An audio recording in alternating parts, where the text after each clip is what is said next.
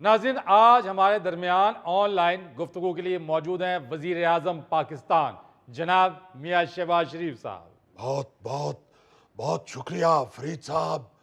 मैं बड़ा मशकूर हूँ आपका कि आपने यहाँ भी मुझे बात करने का मौका दिया है।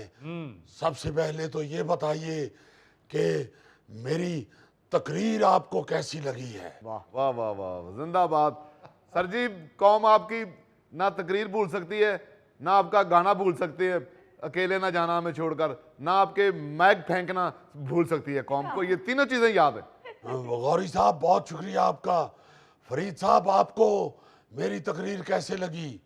ठीक है मियाँ साहब, जिन इक़दामात की आपने बात की, अगर उस पर चलते तो मुल्क तरक्की कर लेगा, लेकिन अभी तो बातों की हद तक है बस। बहरहाल आपको जैसी भी लगी है, मगर मुझे ये यकीन है कि मेरी तकरीर मुखालफीन को बड़े जोर से लगी होगी। बल्कि मैं तो तकरीर के बाद ये गाता रहा हूँ, जोर का झटका है जोरों से लगा है लगा।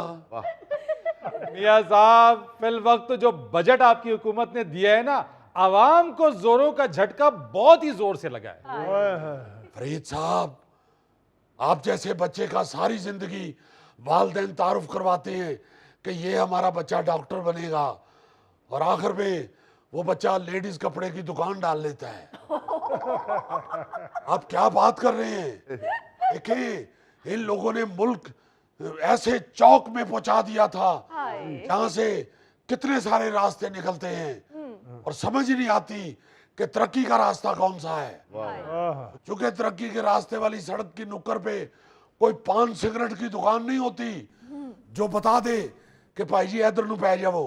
बड़ा मुश्किल होता है तरक्की का रास्ता ढूंढना। और फिर आप देखें कि मुल्क डिफॉल्ट के इतना करीब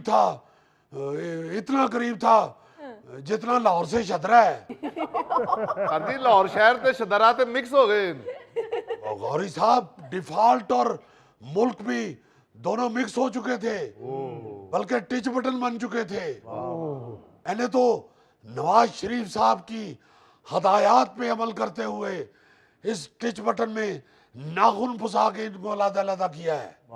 मियाँ साहब, जरदारी साहब का कोई इसमें किरदार नहीं है। जी जी जी, उनकी भी हदायत देखें। जो बड़ा भाई होता है वो हदायत दे सकता है। जरदारी साहब और नवाज शरीफ साहब दोनों मेरे बड़े भाई हैं। मियाँ साहब, वैसे जरदारी साहब आपसे उम्र में छोटे हैं। हाँ जी। फरीद साहब, अक्सर बुजुर्ग आप जैसे लड़के के लिए कहते हैं कि वो आएगा तो मेरी दवाई लेके आएगा, और वो जब लेके आता है तो गलत ले आता है। आप देखें, जरदारी साहब के पास इस वक्त जो मनसब है, जो कुर्सी है, वो सबके बड़े भाई हैं। आप ये मत कहें। और अल्लाह के फजल से मैंने अपने बड़े भाइयों की गाइडेंस से मुल्क को तरक्की और खुशहाली की राह पे गामजन किया है।